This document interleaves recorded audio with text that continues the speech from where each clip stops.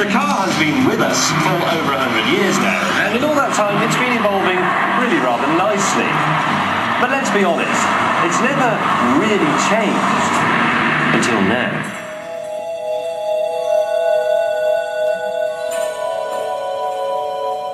This is the General Motors Highwire. Now, it still looks pretty much like a car. It's got wheels and windows and what have you, but it represents a complete revolution in the way a car works.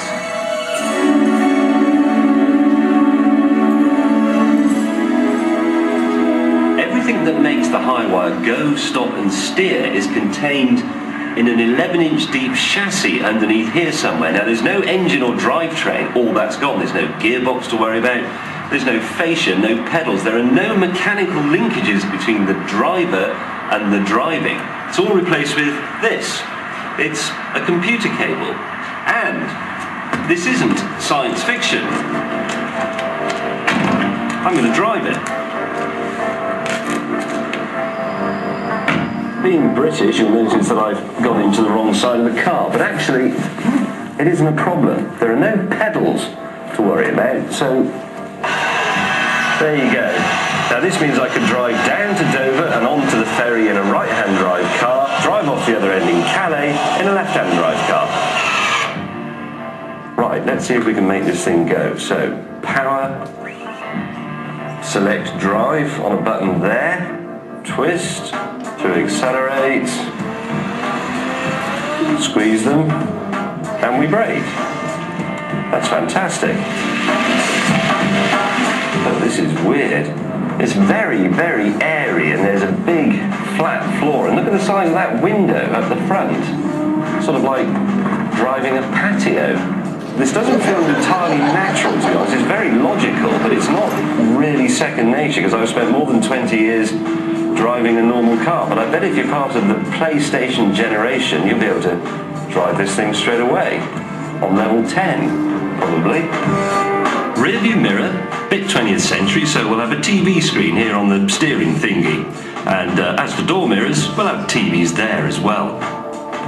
Now look, I'm sorry if I'm not talking in a very normal voice, but I am concentrating very, very hard here. There's only one of these in the world, and it's worth about 5 million quid. Right, let's have the top off this thing and then we can see how it works. That's easy. With no mechanical linkages to worry about, it's a simple matter of undoing a load of bolts and whipping out the computer cable. Here is an electric motor which drives the wheels. This is the fuel tank full of hydrogen, and this is the fuel cell. Now in this, hydrogen from the tank there combines with oxygen in the air in a complex and frankly rather boring way to produce electricity. But the important thing is that there are no batteries to recharge anywhere on this. This has its own onboard power station, and it generates so much electricity that I could actually run my house off it. In fact, I could run half my street off it. But the real stroke of genius is combining hydrogen power with by-wire controls, because here's something you can't do with your car. This is essentially a family saloon, but what if you wanted a pickup for the weekend, or a people carrier, or even a two-seater convertible sports car? Well, change it. Go down your dealer, get him to unbolt this body, and plug a new one in. I mean, it's only going to take half an hour. Even better, why not get him to bring one round? And here's a thought. The Highwire is made by General Motors, and they own Vauxhall. Do you know what this is? It's the new Vectra. I mean, not the next one, probably not the one after that, but one day.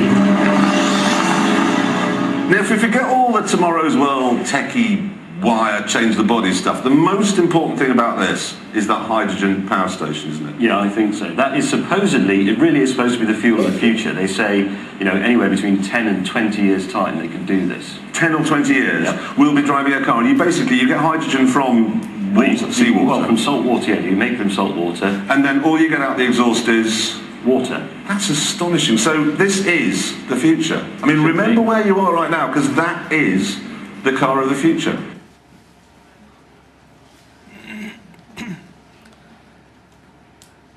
So if you were listening carefully at the very beginning, when he started, he said that we just take the car for granted, and no one's really stopped to rethink what the car is like.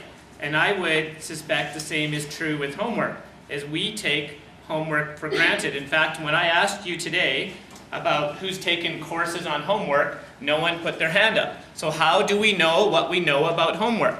I would guess we know what we know about homework through our own experience, like it was done to us. So now that we're a teacher, we need to do it to someone else.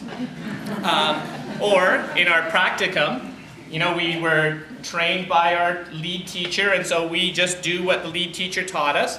Or when we were very young in our career, we did what the other teachers across the hall would do because we would want to compete and to keep up with them, because there's this perception out there that good teachers assign homework. And I want to be a good teacher, and you want to be a good teacher, so you're going to just do homework. So I'm here today to say, no, that's not necessarily the case. And in our district, there's been so many issues related to homework, in that as a former principal, I know I would work with my own staff, in that parents would sometimes come to a teacher and say, well, we're going away to Disneyland for 3 weeks, and we want the teacher to, put together 3 weeks of homework.